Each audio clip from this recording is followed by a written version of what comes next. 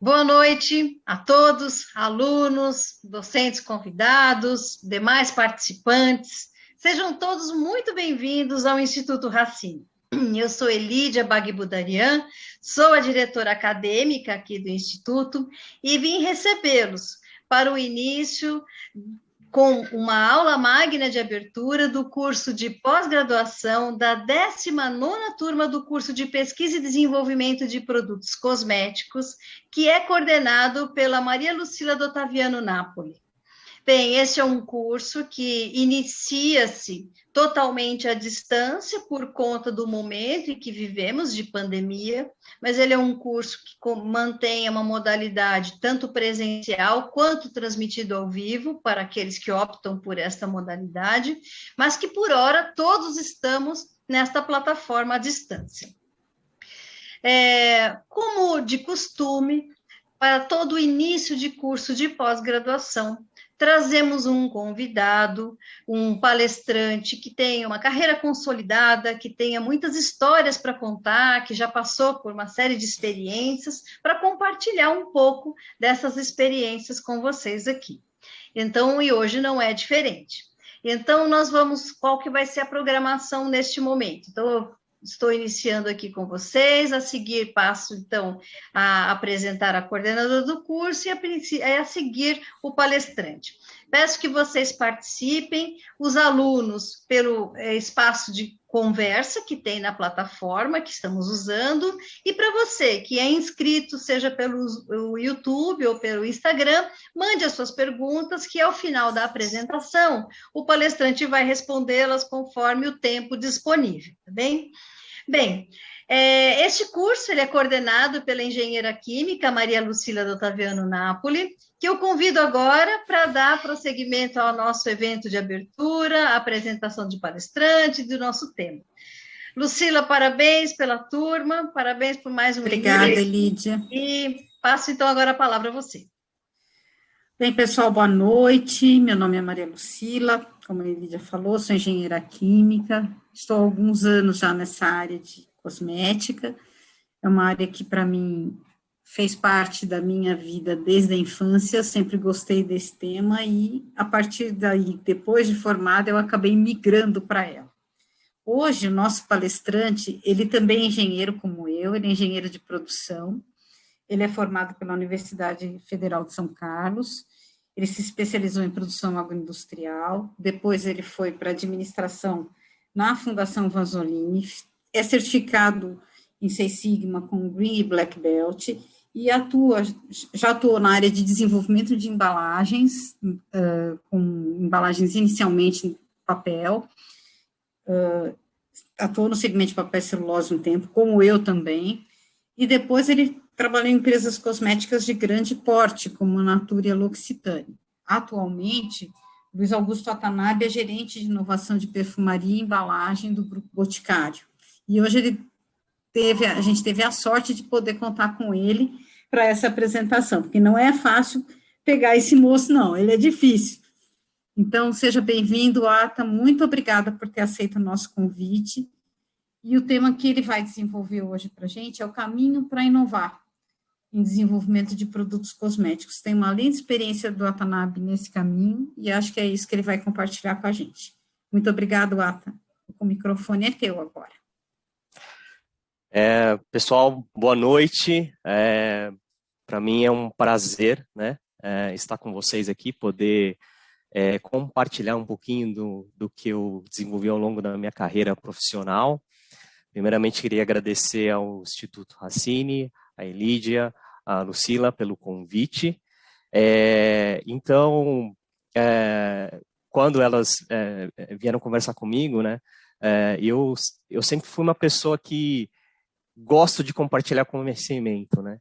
E então, para mim, está sendo um momento muito bacana e um prazer mesmo de poder compartilhar essas experiências, né? Então, só para falar um pouquinho. Eita, só um minutinho. Isso. Desculpa, gente.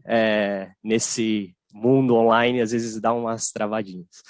Então, hoje eu vou falar os caminhos para inovar no desenvolvimento de produtos cosméticos.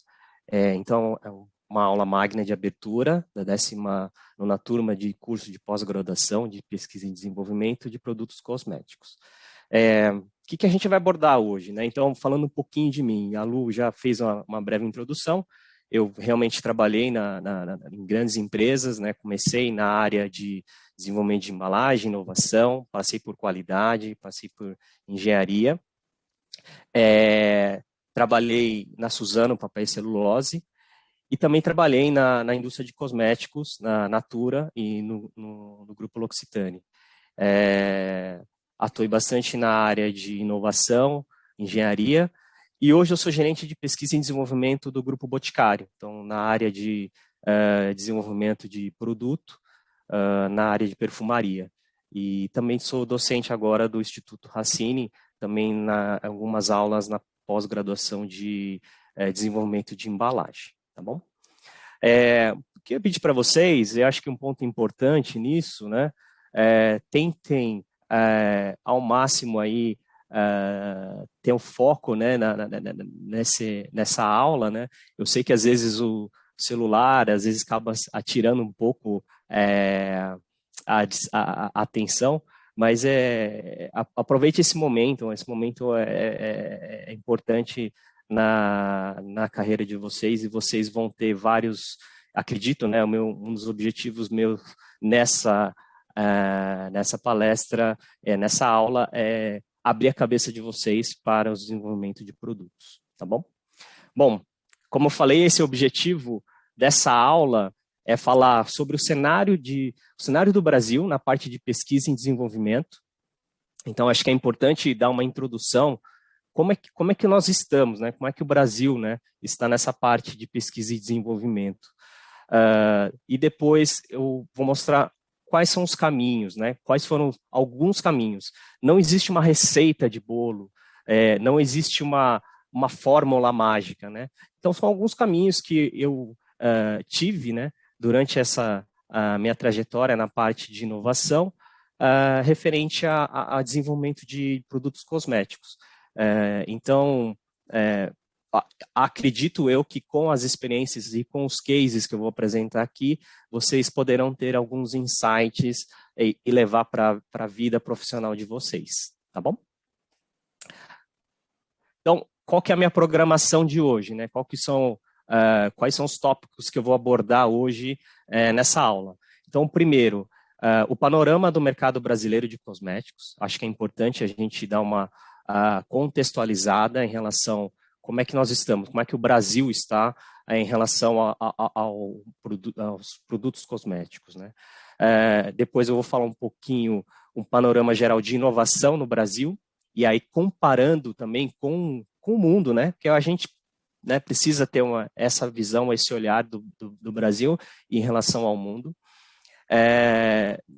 Na terceira parte, vou falar sobre os caminhos de inovação. Então, o funil de inovação, não sei se todo mundo já trabalha com inovação, então, falando um pouquinho do funil de inovação, um método de sprint, então, o desenvolvimento, como é que nós desenvolvemos uma linha infantil, utilizando o método sprint, um desenvolvimento proativo do P&D, eu vou explicar um pouquinho lá na frente, maratona de inovação, parcerias, e aí vou dar um exemplo, né, de uma parceria com a FATEC.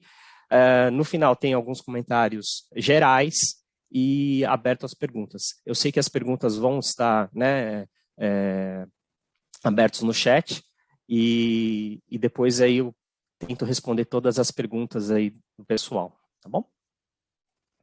Bom, como é que é o panorama, né, do mercado brasileiro de cosméticos, né? Hoje, e aí eu vou só um minutinho que eu vou pegar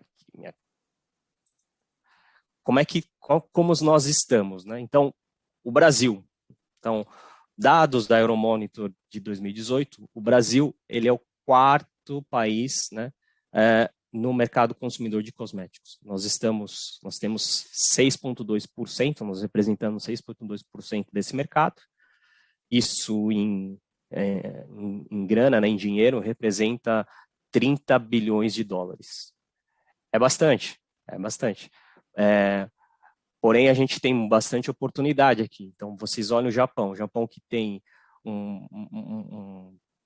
uma população, né, um pouquinho inferior, então tem 7,7% detém esse mercado, com 37 bilhões aí de faturamento, né? Os Estados Unidos hoje é o líder, né? A China está próximo, né? Tem 18,3% com 89 bilhões aí desse mercado. Então, dentro desse mercado mundial, né, de cosméticos, onde o Brasil, né, dentro das categorias de cosméticos, onde nós estamos, né? Então, aqui é um resumo, né, do mercado consumidor do Brasil em relação ao mercado mundial. Então, nós somos o segundo em desodorante, perfumes e produtos masculinos. Nós somos um terceiro em produtos infantis e proteção solar. Nós somos o quarto em produtos para banho, produtos para cabelo e higiene oral, né? Muito aí também vem da nossa cultura, né? Então tem muito da cultura do indígena, do banho, né? Da gente tomar banho todos os dias, então a gente tem um mercado bem interessante. Quinto em maquiagem, sexto em depilatórios, produtos, né, para depilação, e oitavo em produtos para pele. Então, o resumo aqui é que o mercado brasileiro é um mercado que chama atenção e tem potencial aí para crescer. E aonde a gente entra nisso, né? Inovação. Hoje, para vocês terem uma ideia, dentro do mercado de cosméticos, em torno de 30% a 40% dos produtos das vendas, né, elas vêm de produtos novos. Então, o mercado de cosméticos é puxado por produtos inovadores. Então, todas as empresas, seja ela qual for, né, a L'Occitane, a Natura, o Boticário, sempre a cada vitrine, né, de loja, né, a cada ciclo de revista, né, algumas empresas vendem por catálogo, então são movidos por inovação. Então, acho que esse é e como a gente consegue. Então, existe um potencial de mercado aqui e aonde a gente pode atuar com as inovações. Eu acho que esse é o recado aqui desse mercado brasileiro. Bom, dentro da distribuição, então, do mercado brasileiro, dentro do Brasil, né, então, dados aqui da BPEC, como é que se concentra as empresas, né? Então, o Sudeste lidera com 1.685 empresas, né, regularizadas dentro da Anvisa. Segundo lugar é a região Sul, com 550, Nordeste com 307, o Norte com 55 e o Centro-Oeste com 197. O que isso traz, né? Hoje está muito relacionado com o mercado, né? As vendas são muito concentradas nessa região, né, na região Sudeste, e aí as empresas acabam ficando próximas desse mercado. Então, basicamente é isso. O mercado brasileiro, então, resumo aqui, a gente, vendo os números, então, são 43 bilhões aí de reais em 2015, e a gente vem crescendo, né? Crescendo aos poucos, né? 2019 com 50 bilhões aqui, e 50 bilhões de reais. 2020, aqui são dados atualizados, né? O Brasil cresceu em home care e personal care em torno de 5,8% em vendas. E aí tem um destaque muito importante para álcool gel, uma alta de 808%, obviamente por conta da pandemia, né? A gente toda hora estamos usando, né, o álcool gel aí acaba hoje sendo uma rotina. Os materiais de higiene também cresceu em torno de 2 dígitos, e a perfumaria, por incrível que pareça, cresceu 8,4%, porque as pessoas acabam existe uma tendência aí, um consumo aí de perfume mesmo durante a pandemia. Então foi uma surpresa esses números aqui de perfumaria. Então, O resumo é que realmente o mercado é um mercado interessante, é um mercado que realmente tem crescido mesmo na pandemia, né? Então, é muito interessante isso, porque outros setores, como o turismo, né, que foi bastante impactado aí, a gente, na indústria cosmética, ela vem com crescimento, vem diferente, né? É claro que não cresceu como previsto, né? Muitas empresas tinham uma previsão de venda muito maior, né? Muitas empresas teve que revisar os seus orçamentos, né? Por conta da pandemia, mas ela teve um crescimento aí, um crescimento de 5, 8% não é um crescimento tão ruim em relação comparado aos outros setores. Bom, diante do mercado, então a gente olha o mercado brasileiro e vê que o mercado é um mercado interessante, é um mercado que cresce, né? E como é que nós estamos em relação às inovações, né? Como as inovações, elas... como é que está esse cenário, né, de pesquisa e desenvolvimento no Brasil? Como é que nós estamos, e comparado com o mundo, né? Como nós estamos? Então, hoje aqui também eu trago uma apresentação e uma reflexão mesmo também, né, referente à parte, quando a gente olha de pesquisa e desenvolvimento, quando a gente fala de investimentos, quando a gente fala de recursos humanos e de produtividade. Então, isso é importante, acho que é importante vocês que estão começando ou, né, estão entrando nesse mundo de inovação, ter essa visão, né, porque sem essa visão de como o Brasil está em frente a relação à pesquisa e desenvolvimento. Então, eu vou abordar esses 3 temas aqui para frente. Então, vamos lá. Esse gráfico, ele representa quanto em bilhões o Brasil gasta com pesquisa e desenvolvimento, tá? Então, essa linha aqui é a linha total. Então, em 2000, nós investimos 46 bilhões de reais, né? E vocês veem que aqui tem uma crescente, e chegando ao torno de 90 em 2015, 82, 83, né, 83 bilhões em 2017. O gráfico de baixo mostra a relação muito do dispêndio em relação ao dispêndio público e a parte empresarial, né, as empresas aqui. Então, vejam que são bem próximos, tá? Então, em torno de 40 bilhões aí divididos aí ao longo desses últimos 3 anos aqui. Então, vejam que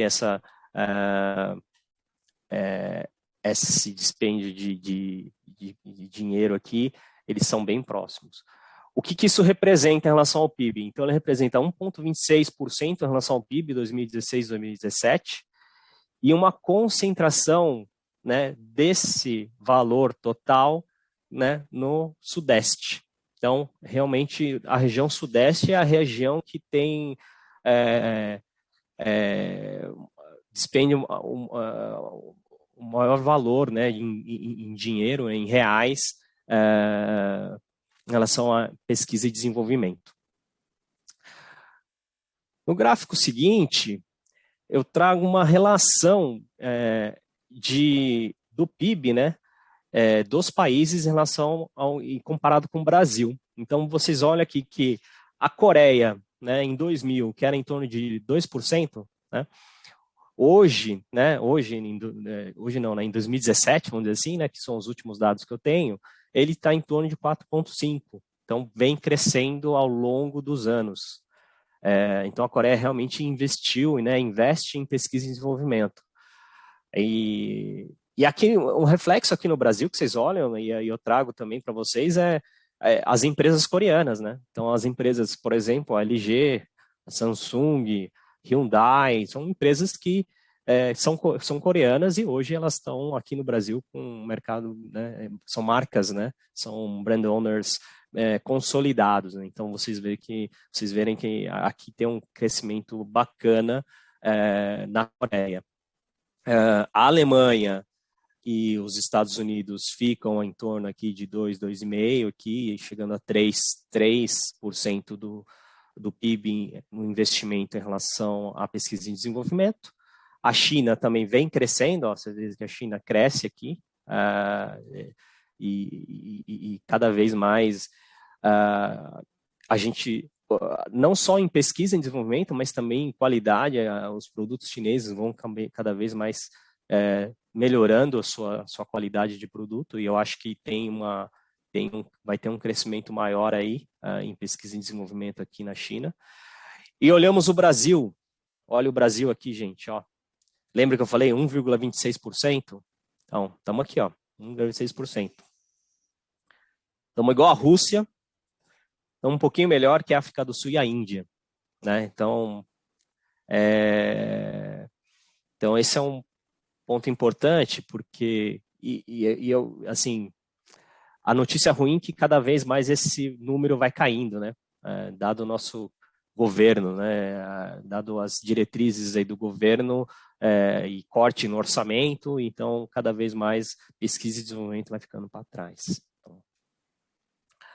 Bom, na parte de recursos humanos, o que é importante aqui? Ao longo dos anos, né, a quantidade de pesquisadores que nós temos aqui. Então, em 2000, nós tínhamos em torno de 48, quase 49 mil, né, pesquisadores, né? Hoje, em 2016, os últimos dados de censo são quase 200 mil. É bacana? É bacana. É importante. Desses 199, 200 mil, né, quase 200 mil, 130 são doutores. Então, isso é bom. Isso é importante, porque isso vai criando uma massa, né, uma massa de inteligência e de especialistas, né, com foco aí em pesquisa e desenvolvimento. Então, acho que é importante dar essa visão. E aqui eu trago a quantidade de bolsas, né, valores em bolsas de CNPq, de bolsistas, né. Vejam que ao longo dos anos, né, nos últimos anos, isso vem caindo, tem uma tendência de queda aqui. E aqui é o total, aqui é o que eu invisto, né, bolsas, né, no país e aqui no exterior. Veja que vão caindo ao longo dos anos. Isso é ruim, né, porque você deveria ser o contrário, então cada vez mais você investir esse valor, né, investir cada vez mais em pesquisa, investir cada vez mais e acaba criando dificuldades, né? Então inovar no Brasil não é fácil, né? Ser um pesquisador, ser um doutor, ser um mestrando, não é fácil, não é fácil. Cada vez mais os investimentos vão caindo, né? Cada vez mais as bolsas vão sendo menores, né? A disponibilidade de grana, assim, de dinheiro para bolsas, para a pesquisa acaba sendo menor, né? Então isso acaba sendo criando um cenário, uma perspectiva ruim para quem quer trabalhar em pesquisa e desenvolvimento.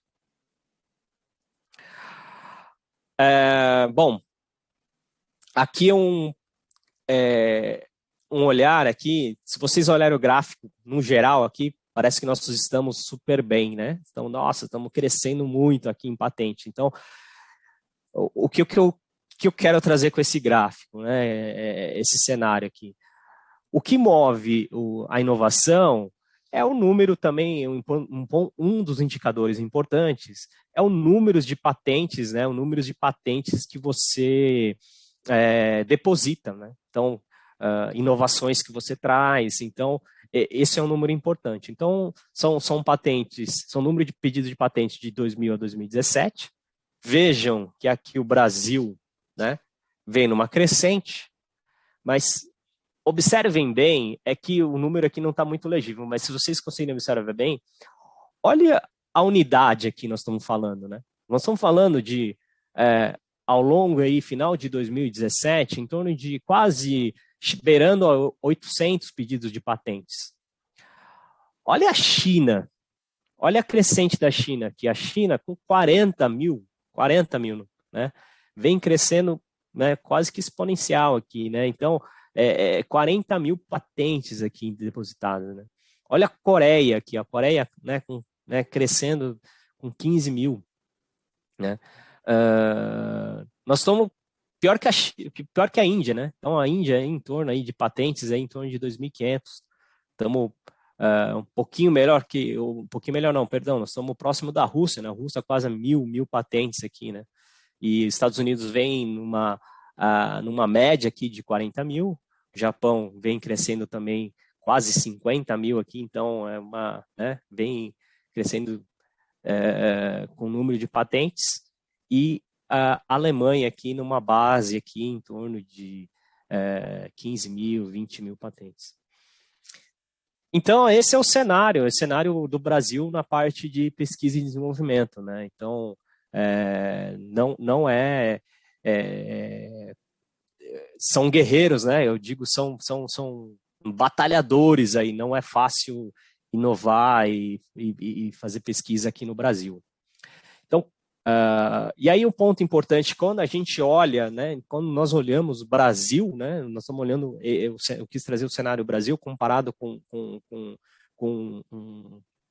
o mundo, isso de um modo geral, e aí olhando dentro de cosméticos, né, então qual que é o cenário dentro de cosméticos hoje, né? Então, inovar no Brasil é fácil?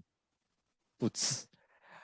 Então, vamos ver o cenário do Brasil. Então, fiz um pequeno resumo aqui das coisas, né? Então, ele é um mercado grande, né? Ele é representativo no setor, tem um consumo com tendência de recuperação, né? Então, mesmo na pandemia, cresceu um pouco, de 5,8%. O mercado nacional, ele é competitivo, e a gente tem espaço para inovar. A gente tem espaço. Né? Eu acho que a gente tem possibilidades aqui de trazer inovação importantes aqui. Então, a gente tem espaço. E lembre-se, produtos cosméticos vive de inovação. Né? Vive de inovação. Né? 40%, né? 40% das vendas estão relacionadas a produtos que você traz de lançamento, seja ele mês a mês, seja ele a cada ciclo. Então, acho que isso é importante e tem um cenário para quem quer inovar e quem quer trazer pesquisa aqui no Brasil, ele tem oportunidades. Então, quais são os nossos desafios aqui? Então, o que eu vejo como desafio? Então, eu sinto na pele, e aí é por uma experiência mesmo, né? Então, eu trabalhei na Natura, onde você tinha, né, empresa super consolidada, né? Hoje estou no Boticário, que também é uma empresa super consolidada, e trabalhando no grupo L'Occitane, dentro do L'Occitane Brasil, que que tem 4, né, 5, 6 anos de empresa, então a gente considera que seja até, entre aspas, ou até a gente denomina como uma startup. Então, como é que você consegue fazer inovação, né, com pouco, né, com essas dificuldades, né? Então, na época, então, eu trago alguns desafios. Então, a conversar o scale-up com qualidade. Então, você precisa ter boas matérias-primas, né? Ter bons parceiros para fazer o scale-up com qualidade. Existe muita reatividade e flexibilidade da cadeia produtiva. Então, o que eu quero dizer com isso? Durante o desenvolvimento de produto, né, eu converso muito com os fornecedores. Aí os fornecedores trazem inovações, né? Então, falavam assim para mim, Luiz, cara, eu tenho uma embalagem aqui que é um material que vem vou dar um exemplo, uma bisnaga laminada, ele vem de um pê verde, de uma fonte renovável, né? Cara, eu acho que tem fit com a sua marca, dá para você trazer, dá para você tentar viabilizar para algum projeto, cara, beleza, vamos. E eu levo para marketing, a gente conversa, tal, conversa com fórmula, desenvolve produto, tal, tá bom, beleza. Quando a gente vai chegar num desenvolvimento mesmo, beleza, ó, gostamos muito dessa embalagem, cara, queremos essa embalagem. Qual que é o MOQ? Qual que é o mínimo, né, de pedido que você disponibiliza para a gente? Em torno de 1 milhão. Cara, desculpa, mas 1 milhão de peças, cara, para minha realidade, não dá, não sou igual naquela época, né, que eu estava, então não sou igual ao Boticário, não sou igual ao Natura, né, então essa flexibilidade, eu quero trazer inovação, mas eu acho que aí tem que ter fornecedores, tem achar uma equação para que eu traga inovação, mas que eu consiga também ter um custo e volume competitivo para trazer essas inovações, né? Então, essa é uma das dificuldades. Como eu falei, os recursos humanos, então, cada vez mais a gente vê o cenário brasileiro de pessoas caindo, né? Caindo bolsistas, né? Pesquisadores, pessoal com mestrado. A gente não essa população, esse grupo de pessoas, se você acaba caindo com as bolsas, né, reduzindo o número de bolsas, provavelmente nós vamos reduzir a capacidade de fazer pesquisa e desenvolvimento. Então, nós temos esses desafios dos recursos. As inovações mais disruptivas, eu acho que a gente tem oportunidade aqui para a gente trazer coisas diferentes, malucas, né? Eu acho que a gente tem alguns momentos, e aí eu, dentro da empresa na qual eu estava, a gente tomava risco na cadeia mesmo, né? Então a gente, vamos, porque queremos, a gente quer fazer inovações disruptivas, né? Eu vou tentar dar uns exemplos lá na frente. Às vezes também, será que o mercado, ele está mesmo, vamos dizer assim, maduro para ter um tipo de produto, né? Então, eu vou dar um exemplo. A gente, em algum momento, a gente discutiu lançar um shampoo e um condicionador em barra, né? Como se fosse sabonete em barra. Será que esse mercado realmente ele está preparado para isso? Será que o nosso mercado está preparado para isso? Então, temos esses desafios, né, de quebrar alguns paradigmas aí. O alto custo para inovar no Brasil, como falei, então, realmente, por conta da cadeia, e o preço ao consumidor final. Tem um ponto importante aqui que a gente, claro, o custo e preço. Então, a gente, nas empresas que eu trabalhei, a gente tem uma pegada muito forte em sustentabilidade, né? Então, às vezes trazer um material com fonte renovável ou trazer um material reciclado, esses materiais, eles comparado com os materiais regulares, né, eles são mais caros, em torno de 10, 12% mais caros. Então, será que o mercado está preparado né? Será que o consumidor pagaria mais por isso? Às vezes eu não tenho essa resposta, porque às vezes fica essa dúvida, né? Porque na pesquisa, o consumidor fala, não, eu realmente quero algo mais sustentável. Tá bom, mas é quando você vê o preço, não, eu vou... não, mas putz, é 10, 15% mais caro. Não, eu vou lá no outro. Então, eu vou no outro que é mais barato. Então, tem esse ponto também, né? Então, esses desafios, né? Então, para você quer trazer uma inovação disruptiva, acho que tem um ponto importante de entender o seu consumidor e também um ponto importante aqui é você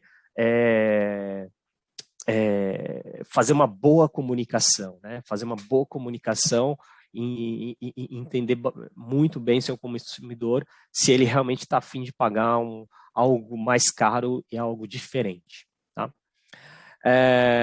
Então, basicamente, esse é o cenário que eu digo de pesquisa e desenvolvimento aqui no Brasil. Então, não é um cenário fácil, não é um cenário, mas é um cenário, mas é uma,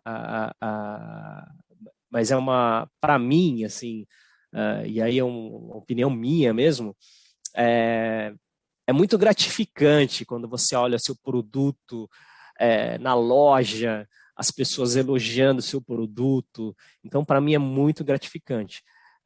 Então, eu realmente gosto, eu realmente trabalho arduamente para entregar um produto que tenha qualidade, que tenha inovação.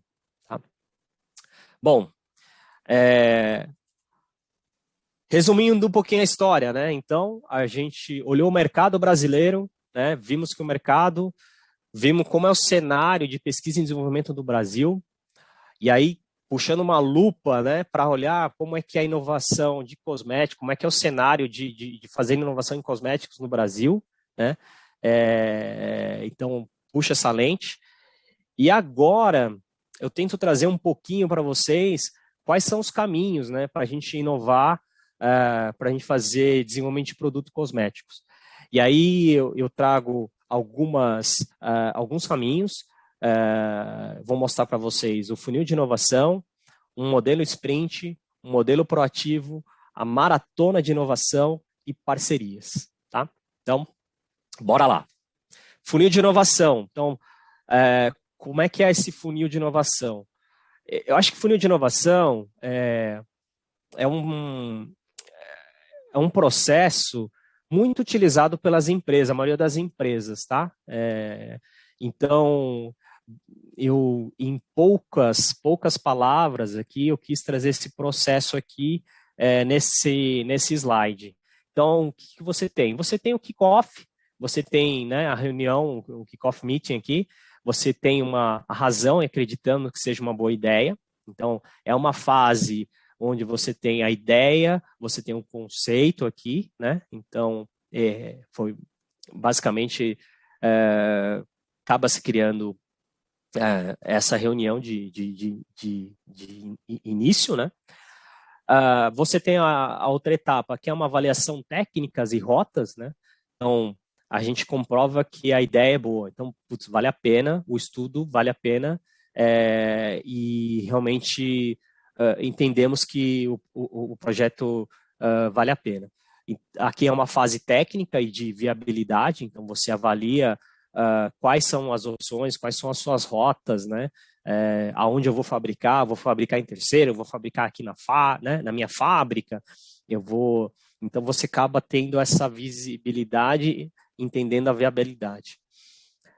Você tem uma outra etapa que é a inovação, que nós sabemos como desenvolver, então é aqui que você faz toda a preparação, avaliação de custo, rotas, aqui você traz tudo isso para o board fazer a validação final, e aqui é a batida de martelo falando, cara, nós vamos aqui, porque é aqui que daqui para frente não tem mais volta, então vamos seguir com o projeto. E a parte de execução, então temos aqui preparados para executar o produto, né? Executar desenvolvimento, faz a preparação da fórmula, faz a amostra para marketing, fragrância, embalagem, desenvolvimento do invase, da fabricação, do invase, da rotulagem, até chegar ao produto final no consumidor. Né? E aí eu vou dar um exemplo para vocês de um case que a gente teve no Patauá. Então, Patauá, o que é o Patauá? O Patauá, tá vendo aqui? É essa sementinha, né? Então, dessa sementinha, como é que surgiu esse projeto? Então, foi desenvolvendo uma linha para cabelos, utilizando o óleo do Patauá. Dentro do grupo, né, do grupo L'Occitane, tem um time que eles fazem viagem no campo, né? Eles estão muito próximo do campo para conhecer a biodiversidade, os ingredientes para desenvolver os ingredientes. Então, eles pegam a biodiversidade, descobrem alguns ingredientes, e nessas viagens e nessas prospecções de ingredientes, conversando com o pessoal lá do Belém, Belém do Pará, descobriram que o patauá tinha propriedade de hidratação no cabelo. E daí o pessoal, né? Então, de novo, eu tenho a ideação, né? Começo a fazer pesquisa, começo a fazer algumas, né? Trazer, beleza, vou pesquisar, vou começar a fazer estudo, vou começar a fazer estudo do cabelo, né? Como é que é isso, né? Como é que esse óleo funciona? O que ele traz de claim? Então, começa a fazer todo esse trabalho, ao mesmo tempo, vai criando esse conceito, né? E dali para frente, acaba, beleza, comprovamos que realmente, esse óleo é fantástico, ele vale a pena, vamos investir, vamos fazer, vamos trazer esse produto aqui para o nosso portfólio. E aí começa toda a preparação e a fase de execução. Então, o óleo de patauá, né, a linha patauá foi desenvolvida nesse conceito aqui de projeto, né, de funil de inovação. Né? E aí uma curiosidade, né? Então, eu vou mostrar um vídeo agora para vocês, como é que é a coleta, da onde sai o patauá e como se coleta o patauá. É curiosidade mesmo, tá? Só para quebrar um pouquinho também, para não ficar só maçante e vendo só slide, tá bom? Então vamos lá.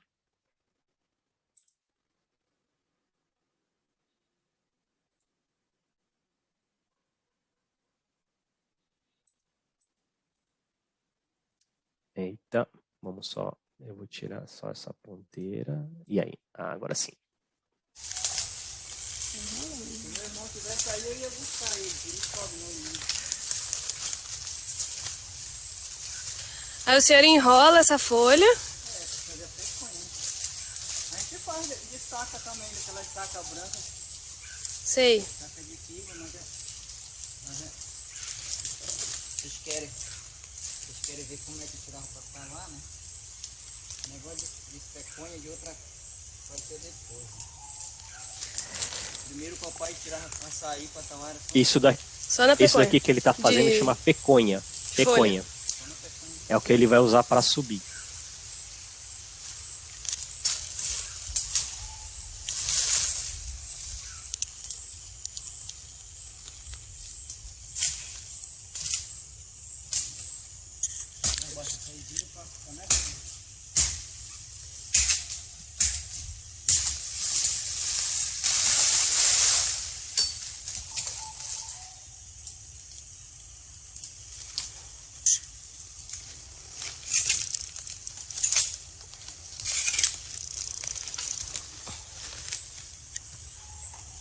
Mas não precisa ir muito não, só um pouquinho. Bota, né? Eu vou experimentar com a bota, né? Que a bota pediu.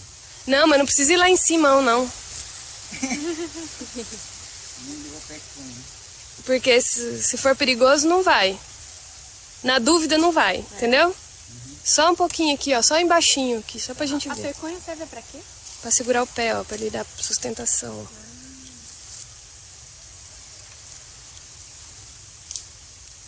Tá bom, quiser voltar, pode voltar. Seu Zé. Não precisa ir lá em cima, não. Mas fica perigoso. Qualquer coisa joga o tefado. É. Escorregar muito. Então se ele for completar, aproveita pra filmar. Tá filmando.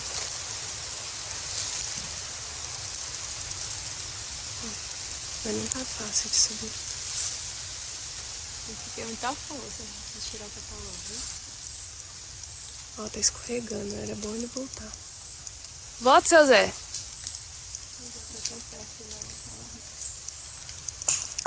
Cuidado aí, Thalita. Cuidado aí. Thalita, vem mais pra cá. Ele vai tirar.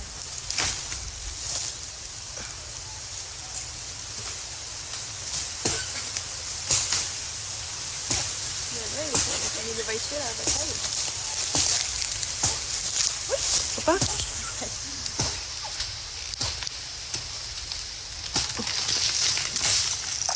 Eita, nós! Ele vai descer.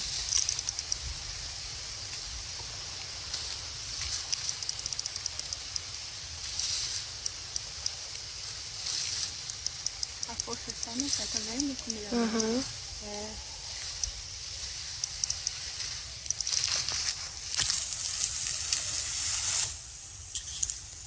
Para. Então, gente, vocês viram o vídeo? Não, é curiosidade mesmo, como você pega, né? Como você coleta a semente de patauá. Isso é muito comum lá no Belém. É claro que aqui tem um crédito da Simone que trabalha hoje em biodiversidade na L'Occitane, e ela está junto, próximo das cadeias, então ela estava preocupada com a segurança do seu Zé, mas é a vida dele, essa é a vida dele, né? Essa é a vida dele de trabalho, né? De coleta. Então, e o próximo vídeo que eu quero mostrar para vocês é um vídeo relacionado ao desenvolvimento do patauá, e aí já conta uma história, a história verdadeira, né, que a gente chama, né, as histórias verdadeiras aqui do patauá. Então, espero que vocês gostem.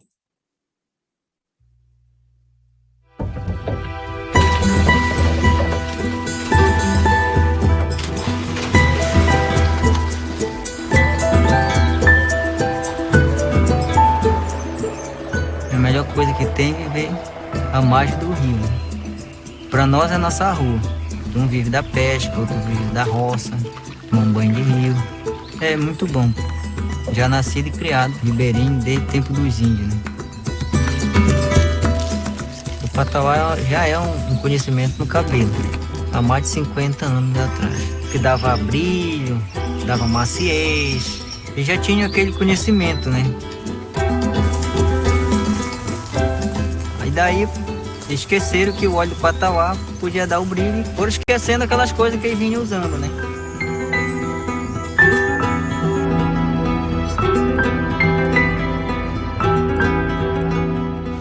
Quando a L'Occitane me convidou para fazer esse trabalho, eu não conhecia o patauá, fui pesquisar a respeito, pesquisar de onde ele vem, aonde ele nasce, quem coleta, como é preparado o óleo.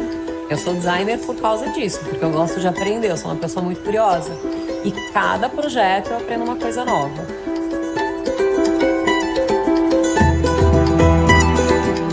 A Ilha do Marajó, que a gente sabe que é uma ilha bastante grande, mas também ela é bastante esquecida, né? A gente fica bastante feliz por saber que a gente está vendendo um produto que está servindo para muitas pessoas, através do shampoo, condicionador.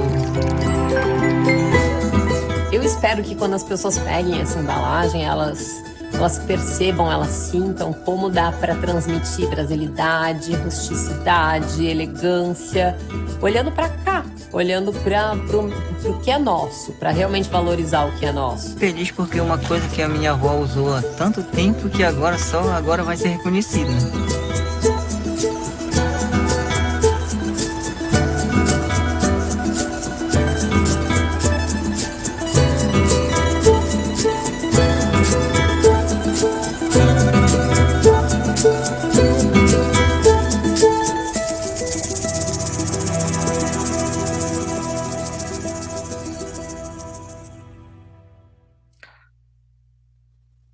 Bom, espero que vocês tenham gostado.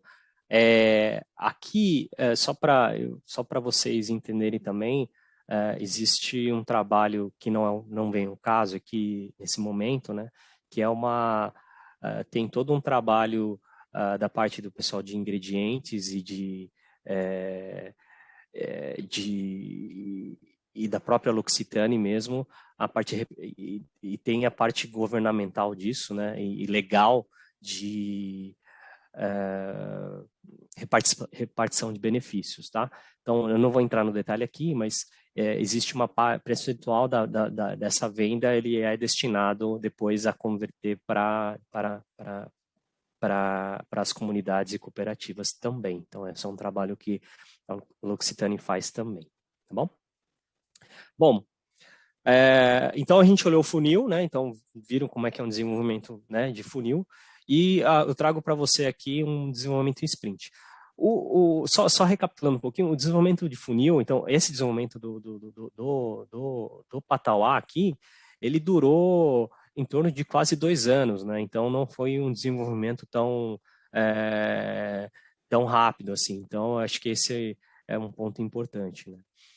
O modelo Sprint, né? Então, o modelo Sprint é um modelo de inovação, é uma inovação, é um método que vem muito utilizado pelo Google, que tenta trazer os feedbacks dos consumidores, né, fazendo pequenos testes, e em uma semana ter um protótipo. Tá? Então, o que a gente fez? Então, dentro do projeto TED, a gente adotou esse modelo. Então, apresento para vocês esse projeto. Então, é um método ágil para desenvolver uma linha de produtos. Então, o que acontece? A gente, naquele momento, a gente queria inserir a nossa marca, né, na vida das pessoas, né, desde a infância. Então, ter esse olhar aqui da linha infantil. A gente queria recrutar novos clientes, né, e trazer vendas adicionais. Expandir aqui na atuação da marcas em datas comemorativas como o Dia das Crianças e Natal, né? Então, essa era são alguns objetivos. Então, qual que é a estratégia? A estratégia era criar um conceito e um portfólio inovador, posicionar a marca, né, na forma de competitiva na categoria e construir uma relação forte com os pais e crianças, né? Então, foi dentro dessa estratégia, a gente tinha alguns desafios, né? Então, construção da marca, né, dessa linha, dentro da marca, né, da categoria, dentro da categoria infantil, dentro da L'Occitane, a gente não tinha. Foco de trabalho, né? A gente tem um foco de trabalho aqui sem tirar os outros projetos. Então, você tem os projetos que você está fazendo no desenvolvimento do pipe, mas você quer trazer novos produtos, né? fazer algo desafiador aqui, né? Encontrar um jeito de a gente comunicar, né? E um espaço dentro das lojas para fazer experimentação. Tá? Então, eram alguns do desafio. Então, tá. Diante desse cenário, né, como é que você faz inovação? Como é que você cria produtos, né? Então, aí eu trago para vocês uma forma diferente de fazer projetos. Então, dentro de uma semana, com um time multidisciplinar, conversa com especialistas, a gente conversa com os pais e as crianças e a gente faz prototipagem. Tá? E esse é o método Sprint. Então, método Sprint, com uma semana, imersão total, criamos grupos criativos, né? Então, formados por marketing, R&D, RH, supply chain. A gente tinha suporte de experts, né, para entender esse lado das crianças, né, os psicólogos, designers, ilustradores, artistas. E a gente tinha um target, né? Então, que era um line-up, um hair care. Dentro, né, desse line-up, a gente tinha um hair care, um toilet, um body care e um body perfume. Qual que é o objetivo disso? E aí, dentro desse sprint, né, criar prototipagem, fazer prototipagem, e às vezes até, às vezes não, e a gente até chegou a testar produtos, né, fazendo simulações com as crianças. Então, a gente teve um momento, durante o desenvolvimento, nos primeiros dias é muito travado, você tem algumas dificuldades. E aí, com o tempo, né, você vai desenvolvendo, né, criando os caminhos, né? Então começamos na segunda, na quarta-feira a gente tinha uma reunião com as crianças, né, para mostrar os produtos, para ter uma certa experimentação, e depois na sexta-feira uma experimentação final. Então nesse momento a gente tentou criar algumas prototipagem, então a gente chama de baixa e média fidelidade, para capturar informações das crianças, então foi um negócio muito legal, muito divertido. E nesse resultado também, avaliação dos experts, né? Então, eu fui avaliar, beleza, o que vocês estão propondo como embalagem, como produto, é fácil fazer? É fácil fazer na fábrica? Então, essas avaliações a gente teve também ao longo dessa semana. E aí eu trago para vocês como foi algumas imagens dos produtos, tá? Então, para vocês terem essa ideia. Então, primeiro, lembra que eu falei para vocês, foram 3 grupos e cada grupo trouxe a sua ideia. Então, o primeiro grupo trouxe, né, essas embalagens, né, esses produtos, de novo, de média e baixa fidelidade. Aqui vocês olham que é um sabonete, deixa eu mostrar aqui na telinha aqui. Aqui é um sabonete geleca, tem um pincel em perfume, então coisas assim bem bacanas, legais aqui, fora o sabonete e shampoo aqui. Então, essa foi e eles escreveram uma história, né? Como você contextualiza essa linha. Então, tem toda uma história aqui que foi bem bacana, tá? O segundo grupo, o grupo chamou Bacurizinho, então vocês veem, é um produto aqui, tipo, é uma esponja aqui que tem um perfume, aqui tem um produto com sabonete em barras, né? Aqui tem loções, então foi toda uma história aqui que foi criada para falar do Bacurizinho, né? E aí aqui o chamativo disso, a base desses produtos, eles trabalhariam tem um ingrediente, né, que a Luciana trabalha, que tem um poder muito, muito bom de hidratação, que é o bacuri, tá? E o terceiro grupo trouxe o faz de conta, né, que são produtos aí, aqui trouxe um sabonete massinha, trouxeram algo com válvula, com sabonete espumadora, né? Então, diante desse cenário, então os grupos em uma semana, né, eles criaram a história, né, contando toda a história por trás, né, e fazendo o desenvolvimento de produto. Bom, tudo bem, nós temos, né, esses 3 grupos. E aí, qual foi o nosso resultado final? É o que eu apresento agora para vocês também. Então, a gente vai ver um videozinho aqui referente a esse resultado final. Então, bora lá. Bagunça para mim é criatividade, né? Diversão. É liberdade, eu acho. Bagunça é brincar. Bagunça é arte.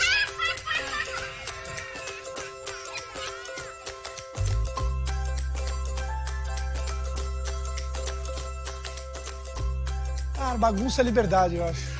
Eu gosto de vê-las livres, brincando, porque essa felicidade não tem preço. A Catarina já uma vez ela acabou com um vidro de shampoo no banho. Ele tampou o ralo com um tapete, cara.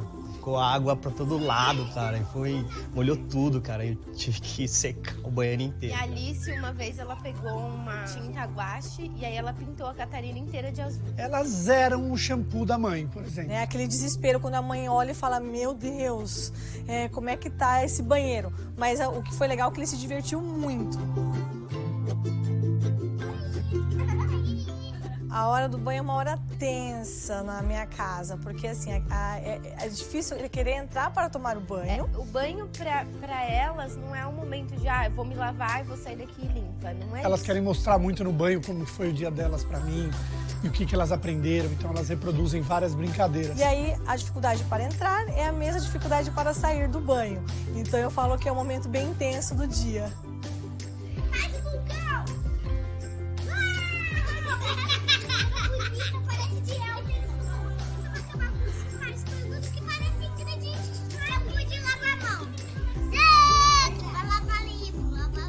Vendo um pouco da reação aqui que elas tiveram, eu acho que eles com certeza podem dar mais vazão a essas brincadeiras que elas fazem, né? Eu tô vendo muito mais como um brinquedo do que propriamente dito um produto de limpeza, pelo menos do ponto de vista delas, né?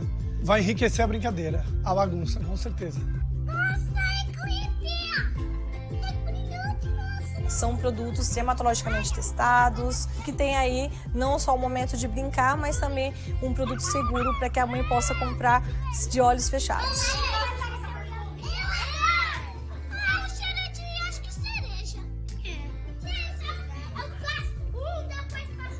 Tem cheiro de jabuticaba.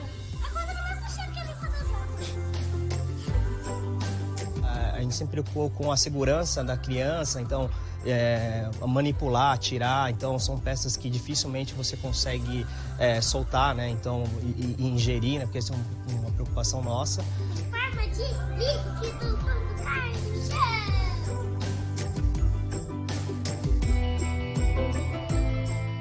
As nossas clientes, na sua maioria, são mulheres. E quando elas são mães, não tem nenhum momento do dia delas que elas não pensem nos filhos. É uma ótima oportunidade para a gente lembrá-las que elas também podem cuidar dos filhos de uma maneira divertida. Então, o banho vai virar mais um lugar para brincadeira e para aprendizado, porque quando a criança brinca, ela aprende. Cara, é um produto que veio para ficar e veio para agradar essa criançada que vem aí. Vai ser difícil controlar, né? Vai ser difícil de tirar do banho.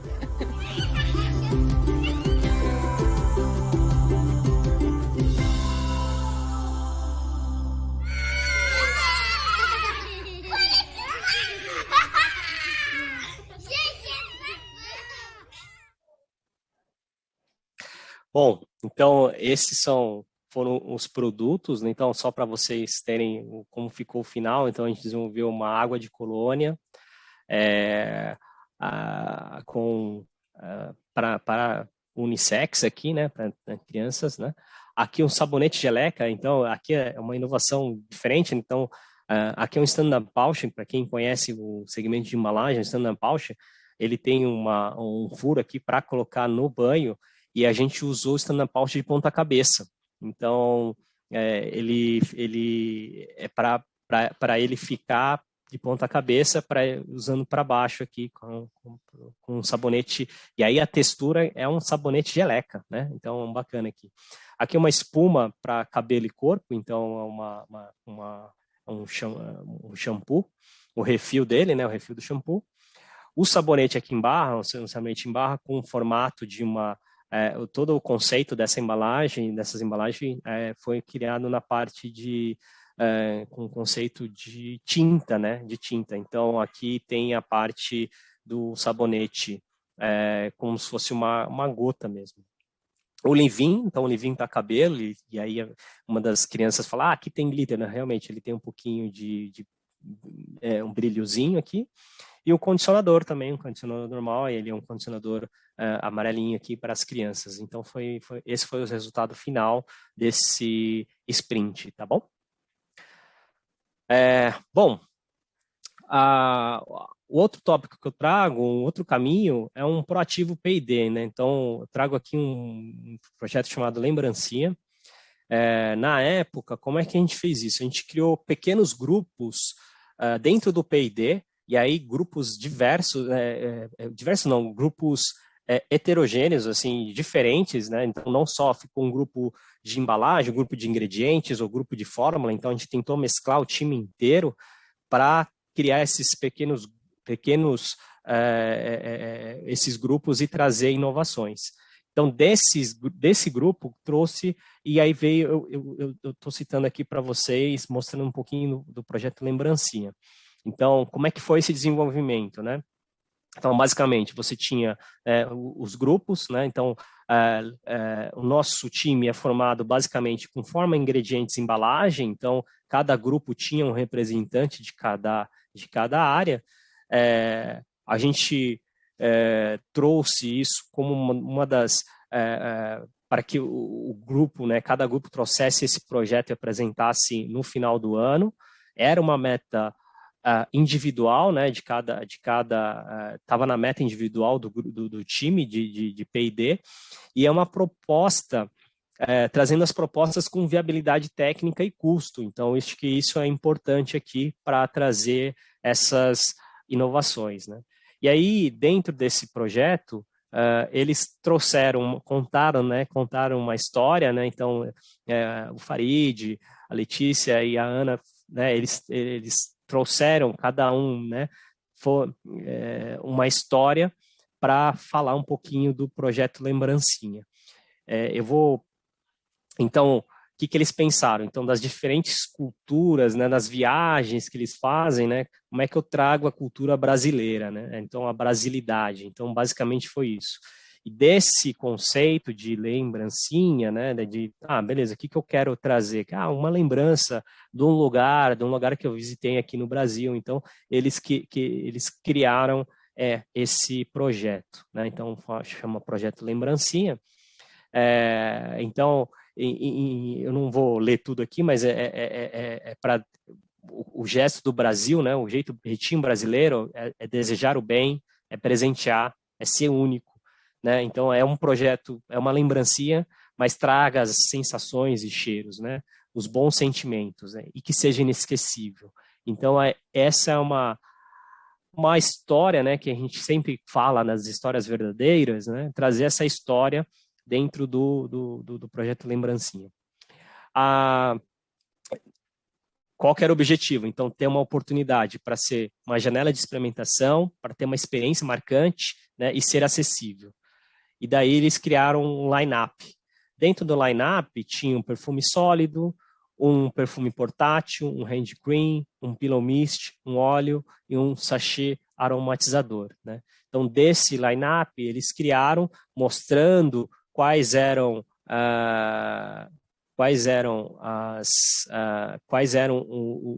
os produtos, né?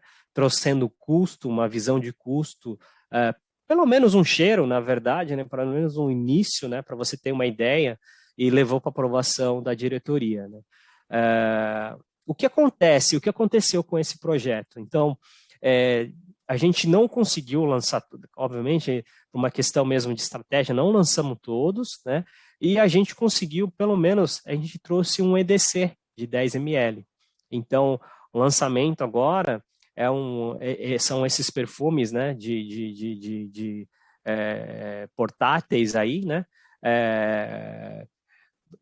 Puxando um pouco desse line-up que a gente fez lá no passado, né? Então, puxando um pouquinho do desenvolvimento que a gente teve lá dos grupos de inovação, né, do P&D. Então, basicamente, foi esse tipo de trabalho, tá? Bom, outro caminho de fazer inovação, então, eu trago aqui, é a maratona de inovação. Então, a gente trabalhou em pouco tempo, né? Como é que foi a nossa forma? Então, a gente trabalhou com uma maratona de inovação com fornecedores. Isso é uma forma bacana de você trabalhar. Então, a gente formou um time único no P&D, junto com os fornecedores. A gente elegeu alguns fornecedores para trazer as suas inovações. O projeto durou 3 meses, estava na meta individual das pessoas e as propostas sempre com a viabilidade técnica e custo. Então, isso é importante, tá? Então, aqui a gente trouxe, então, basicamente o processo. A gente selecionou os fornecedores, tanto de embalagem, matéria-prima. A gente, dentro do briefing, agendamos as reuniões, apresentamos as propostas, né? Aí os fornecedores trouxeram as propostas. Então, cada fornecedor, né, então vai trazer propostas malucas, né, bacanas, tal. Mas nem tudo cabe dentro faz sentido pro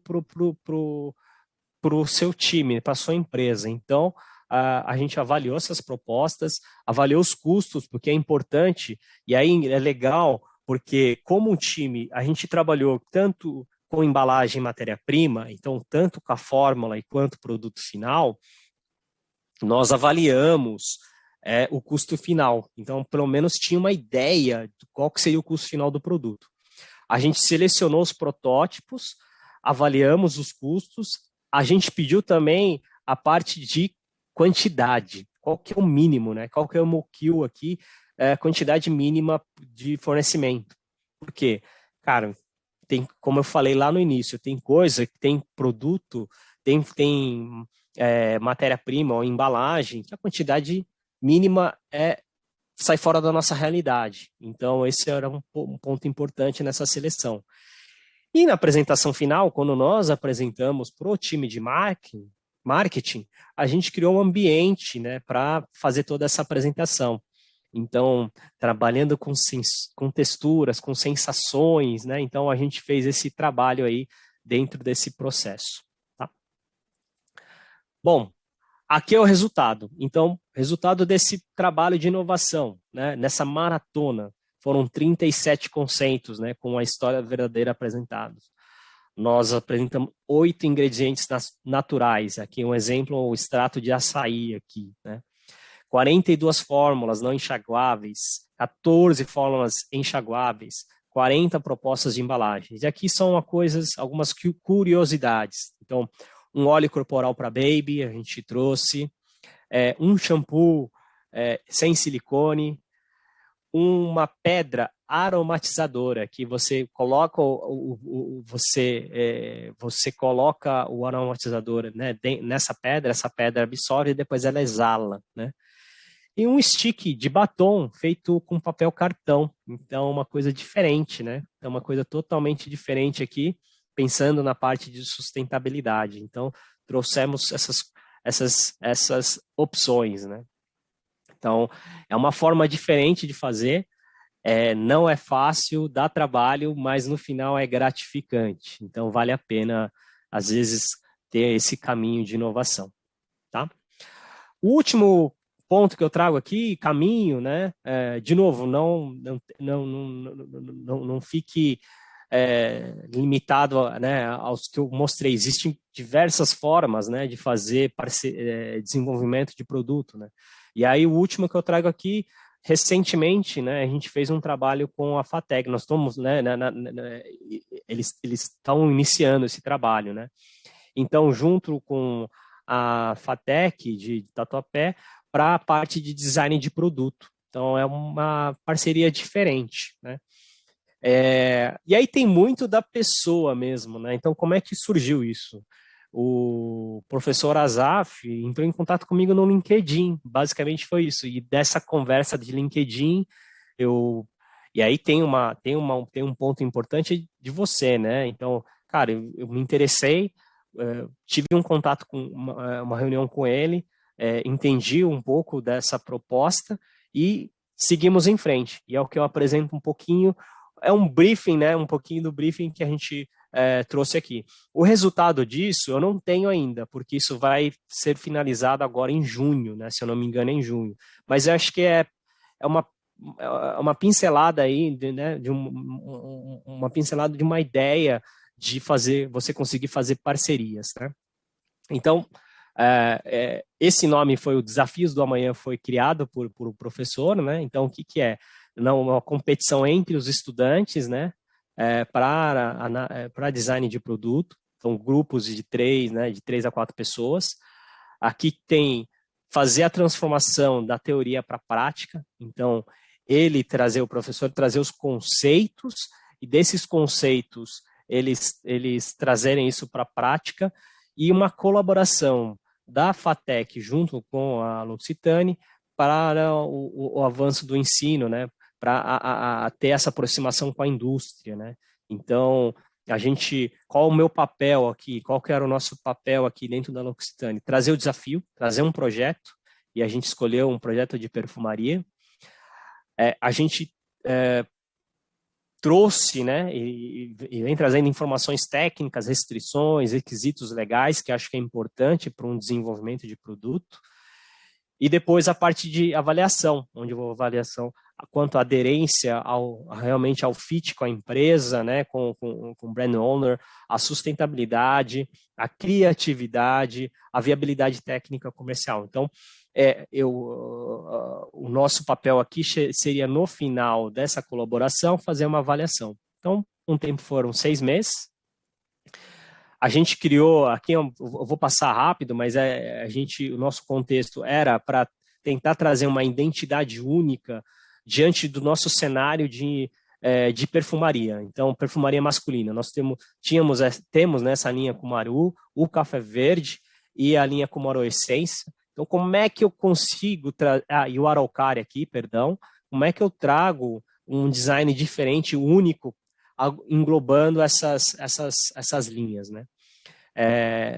Então, a gente tem um problema, né? Então, é uma linha com falta de identidade visual e o desafio em criar composições entre as diferentes linhas. Então, esse foi o desafio que a gente deu para esses alunos, tá?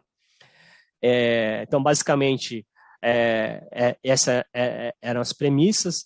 As informações aqui, o que a gente espera é trazer uma embalagem, um desenvolvimento de um design de embalagem primária e secundária, ter uma ideia de grafismo, ter uma ideia de custo, ver a habilidade produtiva. E eu falo isso porque que acontece? Até recentemente eu vi que o professor ele começou a fazer alguns contatos com as vidrarias, para que as vidrarias tragam como funcionam os processos, para que elas aprendam também, que os estudantes aprendam a entender um pouquinho desse processo para agregar no conceito final do desenvolvimento de produto, né? Então, basicamente, foi isso que criou-se dentro dessa expectativa de projeto, né? Então, aqui é um comentário. Então, a gente, né, iniciou, né, fizemos o kickoff aqui, a galera está trabalhando, eles estão super contentes, aí, super entusiasmados aí com a ideia e dessa oportunidade de estreitar, tentar trazer o que eles aprendem na teoria, aplicar na prática. E é meio clichê falar isso, né, porque a gente, né, vem dessa... Mas acaba criando essa oportunidade de poder trazer da empresa se aproximar aos estudantes, né? A Ana, que trabalha que encabeça isso, né? Ela é designer, então ela ajuda bastante também nesse desenvolvimento dessa galera, então isso é importante também, tá? Bom, gente, estou terminando aqui, comentários finais disso, né? Então, de tudo que eu mostrei dentro desses caminhos de inovar, né? Então, fazer inovação no Brasil não é fácil. Custo, volume, câmbio, cara, não é fácil, então tem essa dificuldade. A gente tem uma dificuldade de fazer inovações disruptivas aqui, né? Aqui é um ponto importante, ser protagonista, né? Você tem que ser protagonista, estar à frente, estar atento a tudo. Não espere que marketing traga as suas solicitações de inovação, né? Seja proativo, seja na frente. Eu falava isso para o time de fórmula, né? Durante a pandemia, cara, eu ficava olhando, beleza, o pessoal, todo mundo trazendo álcool gel. Eu falei, gente, mas, cara, qual que é o nosso core, né, de produto? Creme mãos. Falei, cara, por que a gente não faz um creme mãos antisséptico, né? Cara, e os meninos trouxeram essa inovação, entendeu? Então, é isso, assim, não esperar que marketing vá só trazer as inovações, as solicitações. Então, acho que esse é um ponto importante. Acreditar no projeto, né? Ter empenho para entregar o produto. Eu vejo que as pessoas fazem, mas fazem por fazer, e não fazem por gostar, de querer acreditar no produto. Tem que acreditar que o produto vai fazer diferença. Um ponto importante aqui é ter um banco de dados, sempre deixar atualizado e ter acesso fácil. Eu falo isso, mas é meio básico, mas as empresas, elas têm dificuldade de ter uma gestão de conhecimento aí, então é importante ter. Eu falo isso porque quando a gente fez aquele projeto de perfumaria, de portátil, a gente, para resgatar o projeto Lembrancinha, a gente demorou, porque a gente não tinha dificuldade de ter o banco de dados, então isso é importante. Outro ponto bacana, as ideias podem vir de diversos lugares, né? Tem um ponto importante aqui que eu tenho um livro chamado Steve Johnson, né? De onde vêm as boas ideias, né? Tem um trecho do livro que ele fala que às vezes as ideias elas têm que se você está relacionado com esse ponto de baixo aqui, pode vir de diversos lugares, e não esperem que, né, dentro do laboratório, do seu dia a dia, né, na sua rotina ali, você vai fazer sua inovação. Então, às vezes você tem que estar fora do laboratório, visitar fornecedor, visitar seus concorrentes, né, visitar outras empresas para ter insights, para ter ideias diferentes. Então, é isso. Não fique no seu cercadinho do laboratório, procure fazer experimentações, procure fazer parcerias, enfim, procure também ter inovação aberta, tá bom? Gente, eu vou terminando aqui, eu não sei se eu extrapolei, deve ter extrapolado aqui, peço desculpas, mas se vocês têm alguma dúvida, estou à disposição de vocês, tá bom? Meu super obrigado, deixo o meu contato aqui no finalzinho, e aí, Lu, a palavra é contigo agora, vê aí para mim. Vamos lá, Wata. A gente tem algumas perguntas aqui, algumas lá do início da palestra, quando você falou do número de a quantidade de investimento em bolsas está caindo, né? Como é que as empresas têm feito para continuar a competir com o pessoal lá de fora, principalmente Índia, China e Coreia, que fomentam muito esse tipo de coisa, atualmente aqui no Brasil, porque é uma coisa que a gente sofre, né? Sim. Porque você vê que lá fora o cara é sustentado para poder terminar um doutorado. Aqui o cara trabalha 12 horas por dia e vai lá fazer o doutorado. Eu estudei nessa realidade. Eu sei, porque essa foi minha vida, foi a vida da Lídia, foi a sua. A gente sempre trabalhou, estudou e se virou. Né? Como todos os meninos hoje que estão aqui com a gente também fazem isso. Como é que você vê isso e como é que vencer isso? Dessa questão, como competir com coisas diferentes. Você acha que o brasileiro é ninja mesmo? Ou a gente tem outra opção? O cenário ele não é muito a favor, né, Lucila? Porque cada vez mais você vê os investimentos, os cortes dos orçamentos, eles estão um dos primeiros cortes recentemente agora, essa semana, né, o orçamento acaba sendo impactado na educação, né? Então, é muito difícil. Então, não é fácil. Então, assim, por isso que hoje eu olho muito pelas empresas, assim, as empresas de cosméticos hoje acabam investindo um pouco mais nessa parte de inovação, né? Eu também sofro com isso também, porque tem muito a ver com a receita. Então, se a receita não vem, obviamente, os investimentos eles não vêm, né? Então, tem isso também. Acho que um ponto a favor nisso tudo, Lu, é que a indústria de cosmético, ela é movida de inovação. Então, se você não faz inovação, você vai morrer, né? Uma hora você não vai sobreviver nesse mercado. Então, acho que esse é um ponto a favor. Mas, assim, falando dos alunos, cara, é muito difícil, assim, não tem muito segredo, assim, você acaba tendo que investir e em algum momento você tem que optar se você vai para um mestrado e doutorado e depois você volta para o mercado, você volta para o mundo corporativo. É muito difícil, às vezes, conciliar os dois, assim. Então, eu vejo que é complicado, não é fácil. Então, as pessoas acabam sendo heróis. No final das contas, acho que o resumo é isso. Acabam sendo heróis aí nessa parte de P&D, né? De P&D. E quando você fala do profissional de P&D, qual o perfil de profissional para atuar de forma relevante em processo inovador? Por exemplo, quando você ia pensar numa contratação, o que você contratava, como você selecionava, o que brilhava teus olhos na hora de trazer um profissional? Lu, eu como gestor, depende muito do cenário, tá? Então, depende muito do cenário do contexto da empresa. Então, vou dar um exemplo, né?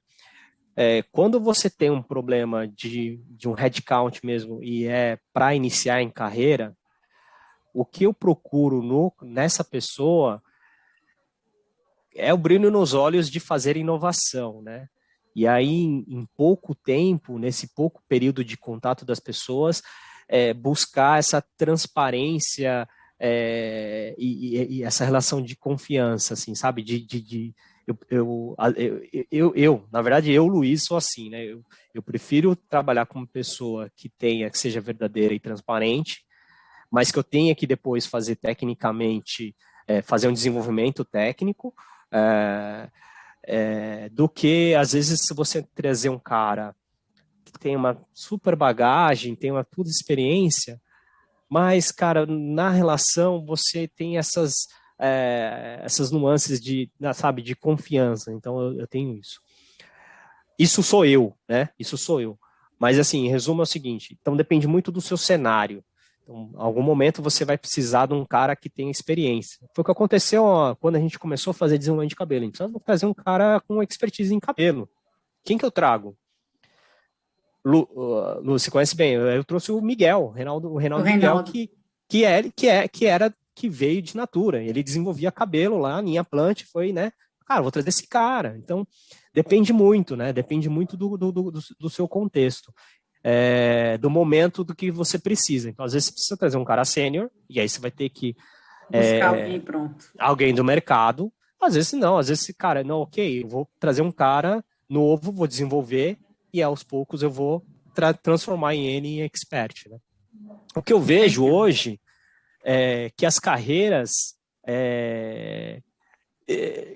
tá tendo esse movimento, a gente não tinha isso, né? A gente não tinha isso tão estruturado, né? Que é a famosa carreira em Y, né? A gente falava muito, não queremos ter carreira em Y, não sei o quê. Cara, mas na prática não existia tanto. Então, né? Então eu vejo hoje, por exemplo, no Grupo Boticário hoje, eu vejo que hoje eles têm já uma estrutura de especialistas, né? Então começam como analistas, né? São analistas, formuladores, depois eles passam para especialistas, e de especialistas passam para expert. Então, já existe esse movimento para esse carreira. E aí vai chegar um momento no P&D, a pessoa vai querer, eu sigo a carreira de gestão ou sigo a carreira especialista?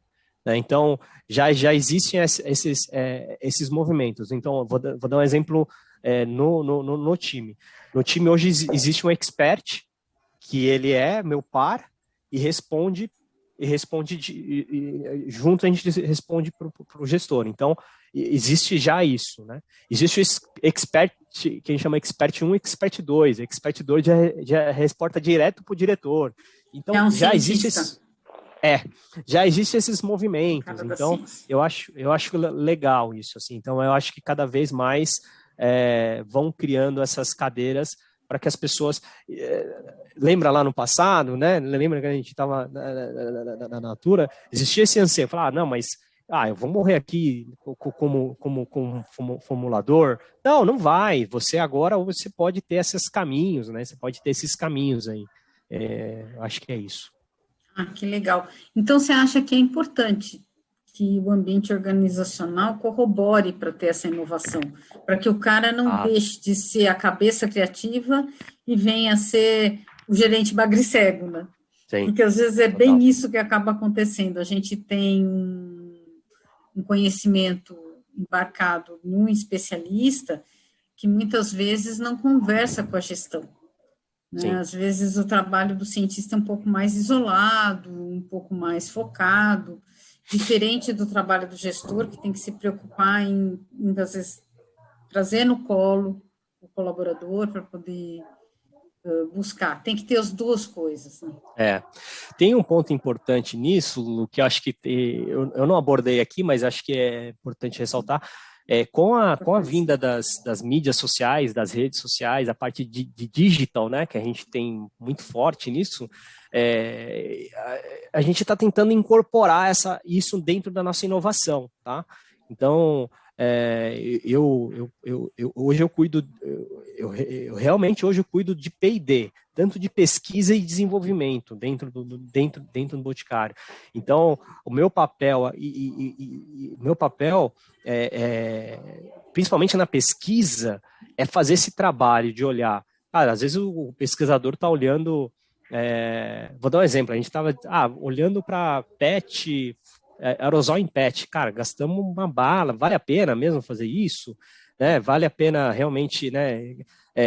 Mas o mercado de aerosol, você não consegue descartar ele em qualquer lugar. Não é assim. Você tem um trabalho que você tem de gás, você tem que, não é qualquer lugar. Então você tem que olhar o que os caras estão fazendo, estão pesquisando, trazer a motivação para que eles realmente sejam motivados para a inovação, mas puxar às vezes um pouquinho assim, recolhe um pouquinho a corda, para terra, meu filho. Puxa, porque a gente tem um mercado aqui que é diferente. Então eu estou trazendo isso. Então, eu estou fazendo essas ligações, né? Então, é importante você trabalhar isso, sempre olhando, no final das contas, dinheiro, né? Então, no final das contas, você tem que sempre atrelar ao que está ao mercado, à tendência. Então, hoje eu vejo também que tem uma relação muito forte com a parte digital. Então, como é que a gente desenvolve, né, produtos, experimentações, né?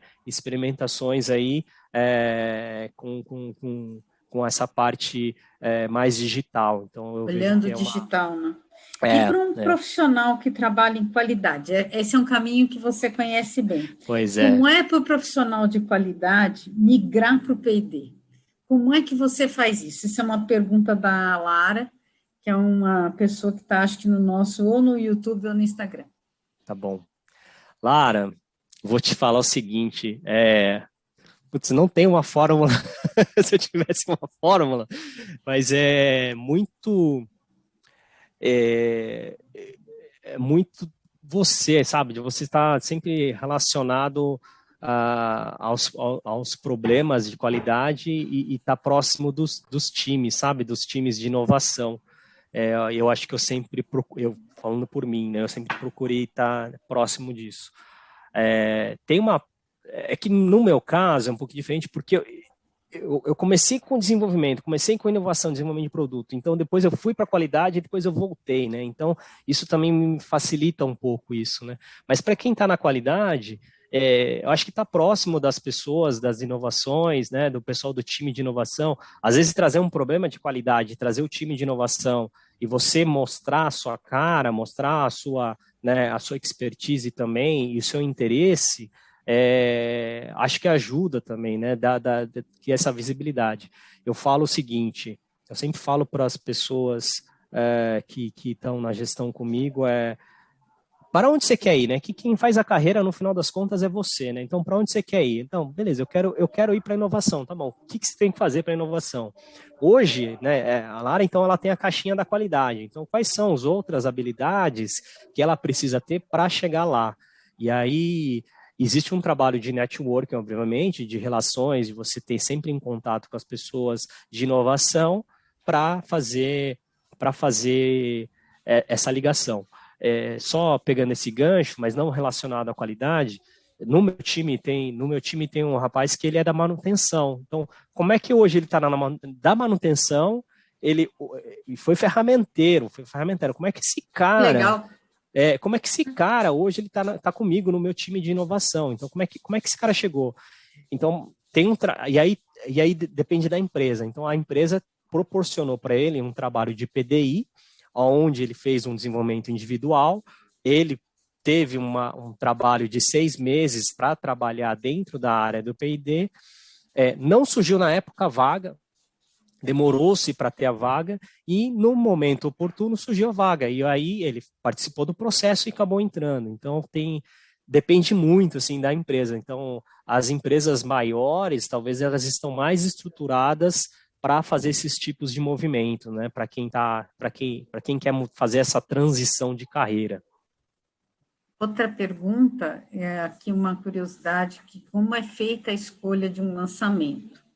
Se você escolhe o tipo de produto, qual linha, qual mês, qual período, é sempre a partir de demanda, de pesquisa do consumidor, ou às vezes acontece de se ver uma boa ideia, surgir algo aleatório e alguém bancar esse lançamento e falar, não, vou apostar nessa ideia porque a gente acredita que isso aqui vai ser um sucesso. Normalmente tem uma pesquisa por trás para embasar um lançamento, né? Como quando você cria um lançamento de produto, você tem que fazer um business case, você tem que fazer toda uma análise, né? Então, uma análise de mercado, quem são seus concorrentes, o que eles estão fazendo, então... Não, você vai ter um desembolso, né? É claro, você vai gastar, né? Você vai gastar, né? No mínimo, as pessoas que vão trabalhar na inovação, né? No mínimo. Então, você tem, você tem esse trabalho aí, esse gasto. Então tem que ter uma avaliação. Uma coisa importante, tem uma avaliação técnica, avaliação de grana, custo, né? Mercado, e tem até uma avaliação da grade, né? Então, por exemplo, você vai lançar um produto esfoliante, né? Esfoliante num período de verão. Às vezes não faz sentido, entendeu? Não faz sentido. Não, né? Entendeu? Então, vou lançar um creme super pesado, uma loção no verão. Não, você vai usar algo mais, né, algo mais leve, né, tem uma frescância. Então, tudo isso tem que ser avaliado, assim. Então, não é simplesmente dar ideia, vamos lá lançar. Não, tem que ter uma análise por trás, tem que fazer uma análise de business case, porque depois, no final das contas, se não vende, a conta vem. Se você não vende, a conta vem. Então, por que você não vendeu? Então, isso é importante também. Perfeito. Pessoal, Watanabe, eu queria aproveitar que você já está falando sobre isso, que eu tenho uma pergunta aqui, talvez renda uma outra palestra, mas dá uma palhinha para a gente aqui. Você falava no começo da sua apresentação, né, do quanto que os países investem em inovação e mostrou o quanto que a Coreia evoluiu aí nos últimos anos, né? E nós falamos bastante de inovação e tudo mais, e o quanto que um país que decola tanto, né, trazendo tanta novidade, influencia no nosso processo de lançamento aqui. Embora sejam países diferentes, com um público, talvez, com algumas necessidades diferentes, mas em que medida a inovação que acontece lá na Coreia impacta nos lançamentos aqui no Brasil? Nossa. Eu vou te falar que eu não tenho uma resposta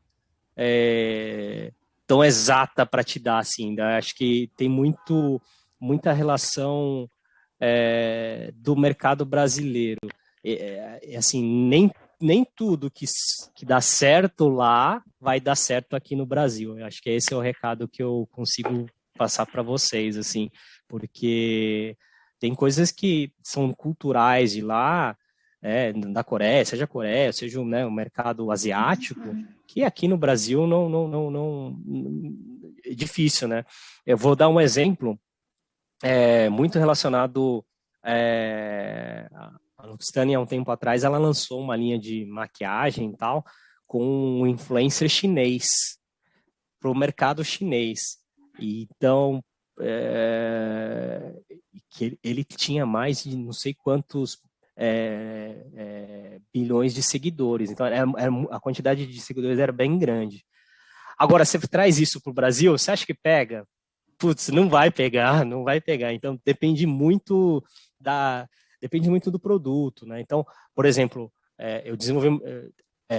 a L'Occitane, o grupo L'Occitane desenvolve muito produto na França e tal. Eu trago tudo para o Brasil? Não trago. Tem produto que é específico lá, que aqui não dá certo.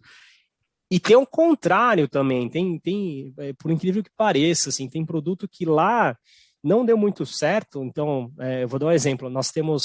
a L'Occitane tem as lavandas, né? Tem uns perfumes, né? são EDCs, na verdade, são EDCs de 300 ml, que aí são grandes até, e que não vende lá e eles não fabricam mais esse produto lá. E aqui no Brasil vende bem. E aí eu tive que nacionalizar, fazer a nacionalização, a produção aqui no Brasil, né? Então... São aquelas águas de colônia com capim São águas de colônia. É uma delícia aquilo. Então é isso, Lídia. Assim, não dá para... Acho que nem tudo que dá certo lá, às vezes dá certo aqui, né? De novo, e é uma coisa que eu sempre tento, né? E acho que aos poucos as empresas vão trazendo também, vão se adaptando. Tem uma parte regulatória nisso também, porque que eu sempre tive alguns entraves com o pessoal regulatório, fazer pequenos testes, sabe? Pequenos testes com os consumidores para entender se o mercado realmente, o que traz de inovação lá, vale a pena reflete aqui. Então, fazer esses tipos de experimentações, acho que eu acho que é super válido. Se sua empresa tem essa capacidade, consegue fazer isso, é legal. Existe alguns laboratórios, não, algumas empresas que conseguem fazer teste rápido, né? Teste rápido de 2 dias, pegam algumas capitais aí e tal, consegue trazer um público e fazer esse tipo de teste. Agora, acho que não por causa da pandemia, mas antes dava para fazer esses testes rápidos que eu acho que valeria. É mais qualitativo, legal. Né? Mais qualitativo, mas é interessante. Na sua opinião, Wata, o mercado brasileiro, segundo o nosso interlocutor aqui, diz, na sua opinião, o mercado brasileiro é muito promissor na indústria cosmética. Você falou isso. Sim. Você acha que isso acontece por conta da nossa enorme quantidade e multipolaridade racial, que a gente tem cor, textura de cabelo, curvatura, textura de pele, múltipla? Você tem velho, você tem criança, você tem gente de todas as idades, em um número muito grande, você não tem uma população uniforme, né? Eu acho que tem muito da beleza brasileira, acho que tem muito da cultura de estar, né, de estar sempre sorrindo, sempre tentando ser sendo receptivo com as pessoas. Isso era um dos pontos que a gente chama de, não existe a palavra, mas é a brasilidade, né? Então, é um pouco dessa brasilidade e relacionado muito também com essa multirracial também, né? Eu acho que a gente tem essa vamos dizer assim, essa diversidade aí de tons de pele, de cabelos. Então, isso possibilita a gente também ser criativo, né? Buscar ser criativo e até buscar nichos, né? Então, nichos, né? Então, até hoje já existe, né? Shampoo para cabelo cacheado, ressecado, sabe? Então, tem esses nichos aí que vão criando ao longo dos anos aí, mas eu acho que tem espaço aí. Eu acho que é muito em função disso, assim, da cultura do brasileiro, né?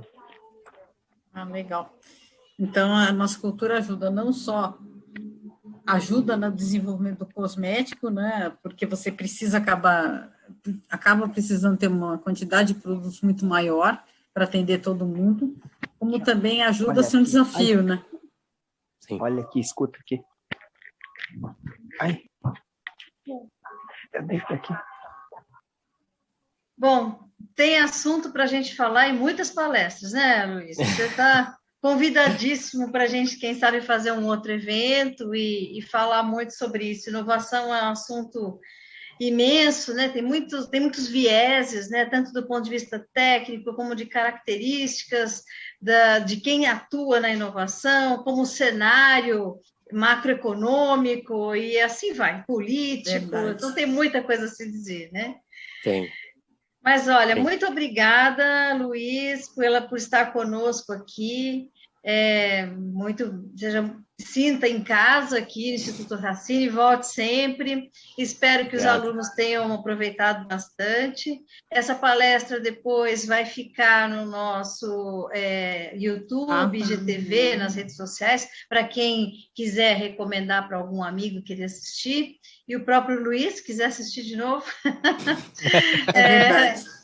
Então, a gente agradece agora. Pessoal da turma, vamos encerrar, então, o nosso evento aqui agora. O pessoal da turma sai desse link e entra num próximo link daqui a 15 minutos. Às 20h30, retornaremos. E, Luiz, mais uma vez, muito obrigada pela participação.